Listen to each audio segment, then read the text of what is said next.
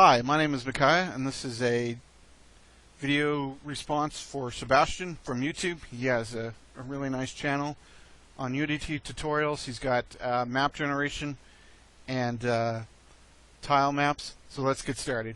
Here's his basic tile map that he set up. Look, this white line is actually the cube of the outside of the map. The outside is also encased in a wall. And then each of the little tiny black dots, probably almost impossible to see on YouTube, is a wall. And then the white dots are actually the nodes, and that it's walkable. This is actually the generic start node or end node that we're going to be using in a minute. One thing we note is that we have two different neighbor systems. One neighbor is the cardinal, where it's north, south, east, and west, and the other is the 9-way, where it's all directions.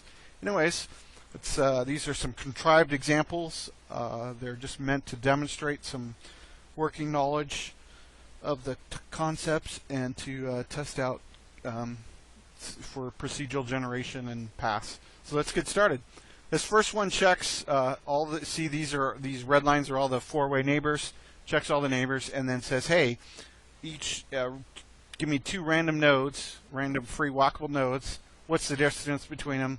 And then says, hey, are they connected to the other node? And then sends all those paths. So then it checked our our log here. We found one minimum distance. This is that blue line right here.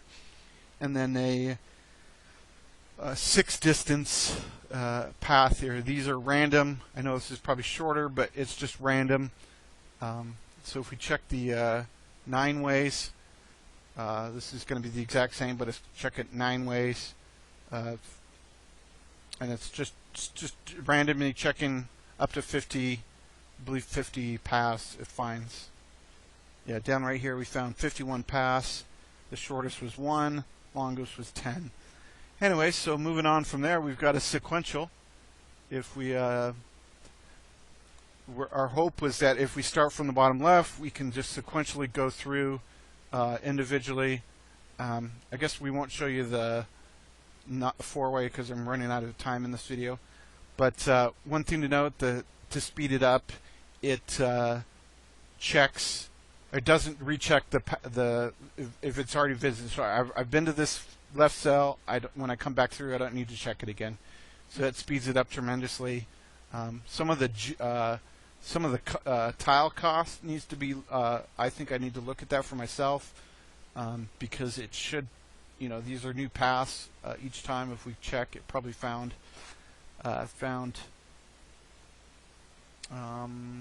seems to have found 51 paths. Anyways, so I was hoping to say, there's probably 100 and some odd paths. I must have done something wrong in I think I didn't set the count up. I moved it to something else. Anyways, if we check the neighbors, I was thinking, well, each of these, we already, quickly calculate the neighbors. We could do it super fast. We were just kind of demonstration purposes, just like his. It looks really cool. So now that we know all the neighbors, let's check each of the neighbors. So this is going to be extremely fast because it does a recursion. So ready, start, go. Yeah. So it's, well, that's unfair. Let's go to the 4-way. Yeah. Should have showed you the 4-way first. Yeah, see the 4-way. Clears it out. Here's the neighbor here. Checks the neighbor. I've already checked this neighbor. Checked this neighbor. No more neighbors to check. Continue. So it's fine. And then it just sets each room. This just sets a random of. I think if we look at in the debug log here, we have 7 random colors. So we just choose a random color and go into it. So let's look at some of the code here. I was pretty proud of this recursions code, so I'd like to show this off. Here it just says, hey, check the list of nodes in the recursion.